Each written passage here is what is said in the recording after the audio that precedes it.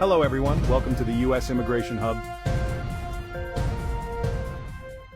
This is breaking news. Something truly historic just happened in Washington. After years of political gridlock, Congress has finally passed a sweeping new immigration reform bill that could reshape the lives of millions of immigrants across the United States. This is being called one of the most comprehensive immigration overhauls in decades, and it touches nearly every major area from green cards to work permits, from asylum rules to border security. If you live in the U.S. as an immigrant, a student, or a worker, or if you're waiting abroad for your visa, this new legislation could change everything. Welcome back to the channel. Today's update is urgent, emotional, and incredibly important for anyone following U.S. immigration policy.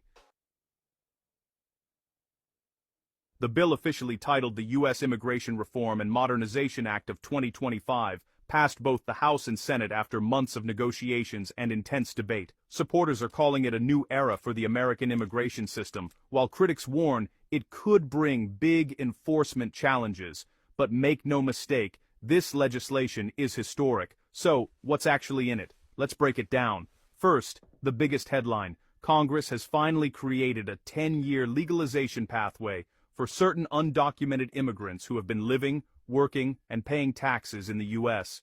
Those who meet eligibility criteria, including background checks, employment history, and proof of long-term residence, will be allowed to apply for conditional legal status, which could eventually lead to permanent residency and then citizenship. This is a major step toward resolving the decades-long debate over America's undocumented population.